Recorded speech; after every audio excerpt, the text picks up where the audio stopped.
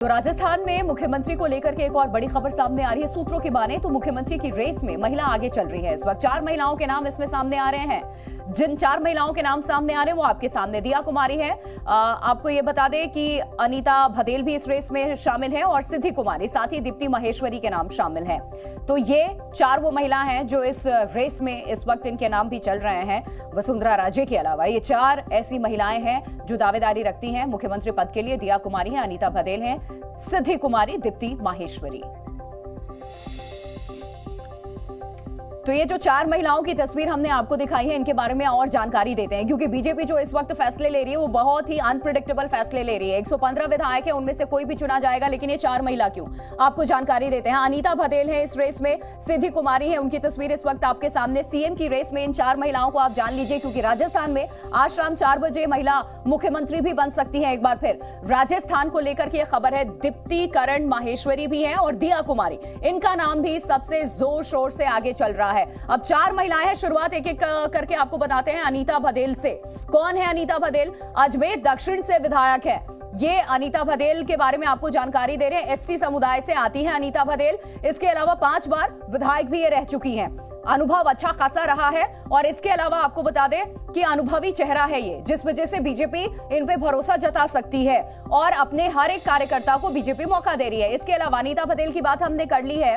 जनता के बीच में अच्छी छवि इनकी हमेशा से रही है, 5 बार की विधायक रही हैं। दूसरा चेहरा आपको हम दिखाते हैं दिया कुमारी के बारे में। जयपुर की विद्याधर नगर सीट से दिया विधायक हैं और आपको यह भी बता दें महाराज मान सिंह द्वितीय की ये पोती भी हैं। राजघराने से भी ये आती हैं। इसके अलावा लंदन से इन्होंने पढ़ाई की है और आपको ये भी बता दें हालांकि राजनीतिक करियर इनका बहुत ज्यादा लंबा नहीं रहा है। 2013 में बीजेपी में ये शामिल हुई थी और इसके अलावा 2 बार की ये विधायक रह चुकी हैं।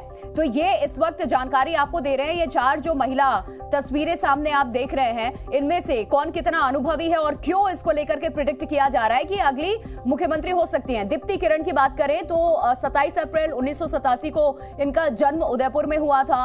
उम्र इनकी 36 साल है। इसके अलावा अगर हम राजनीतिक करियर के से भी बात करेंगे तो 2008 में पुणे से इन्होंने बीबीए की शिक्षा हासिल की। 2010 में पोस्ट ग्रेजुएट डिप्लोमा इन्होंने हासिल की है। ये इनका एजुकेशनल इस वक्त आपको हम बता रहे हैं और राजसमंद विधानसभा से ये विधायक है। ये जानकारी इस वक्त हमने आपको दी है कि आखिरकार जिन महिलाओं को लेकर के हम चर्चा कर रहे हैं कि ये मुख्यमंत्री बनाई जा सकती है, उनके बारे में क्या जानकारी है। तो राजस्थान में मुख्यमंत्री कौन होगा, इस पर सीपी जोशी का भी बयान सामने आया। उन्होंने कहा कि 5 बजे तक तस्वीर साफ हो जाएगी और साथ ही ये भी कहा है कि वो सीएम रेस में शामिल नहीं है। सुनवाते हैं। चौंकाना तो मोदी जी की कार्यशैली का हिस्सा है और ये भारतीय जनता पार्टी में ही संभव है कि एक साधारण से कार्यकर्ता को अचानक से उठा के कह दिया जाता है कि तुमको बड़ी भूमिका निभानी है।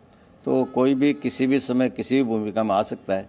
ये मोदी राज में सब कुछ मुमकिन है। देखिए, जनता ने जिसको ठुकराया उसका कोई अधिकार नहीं कि मुझे कोई नई जिम्मेदारी दे। मुझे जिस तरह की भूमिका में पार्टी रखेगी उसी तरह की भूमिका को सहर्ष स्वीकार करें। और इस वक्त इस खबर पे हमारे साथ हमारे 3 सहयोगी जुड़ चुके हैं। रवि त्रिपाठी हमारे साथ जुड़े हुए, रविंद्र कुमार हमारे साथ जुड़े हुए हैं, साथ ही अंकुर त्यागी हमारे साथ जुड़े हुए हैं जयपुर से। सीधे उनका रुख कर लेते हैं क्योंकि आज सबकी निगाहें राजस्थान पर हैं। 2 स्टेट बीजेपी का बड़ा ही अनप्रेडिक्टेबल जो फैसला था वो सामने आ गया। कल हमने मध्य प्रदेश में भी देख लिया, 115 विधायक, सबकी अलग अलग अपनी दावेदारी है। इसके अलावा महिला चेहरा भी सामने है इस रेस में। सबसे पहले रवि, मैं आपका रुख कर रही हूं, दिल्ली से क्या फरमान जारी हुआ है, कोई जानकारी?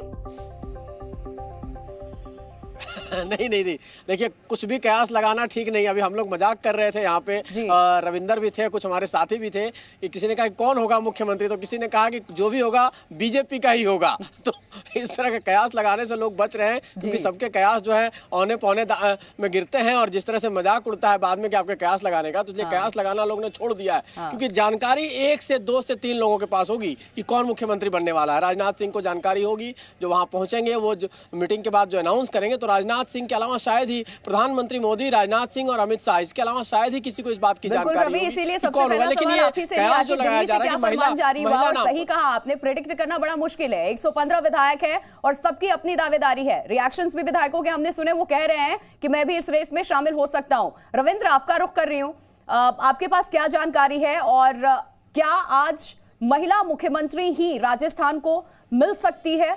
वसुंधरा राजे के अलावा 4 और नाम हमने सामने रखे। उस 4 नाम में सबसे ज्यादा प्रबल दावेदारी किसकी है, क्या लगता है?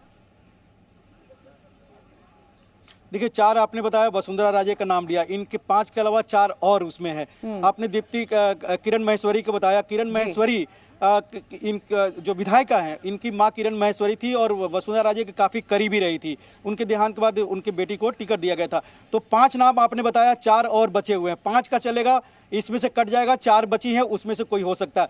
तो जाहिर सी बात है, जैसा रवि बोले कि बीजेपी का हुआ 115 में से कोई होगा, कोई सांसद नहीं होगा, विधायक ही होगा।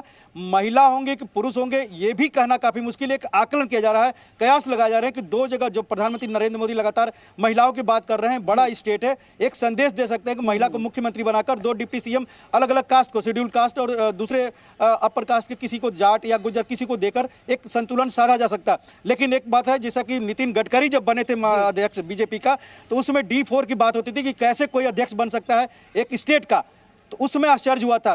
वही आश्चर्य अब होने वाला है कि 9 नाम आप दीजिए, 10वां कोई हो सकता है 100, लेकिन ये हकीकत है 115 में से कोई होगा। बड़े बड़े नाम कोई नहीं होंगे।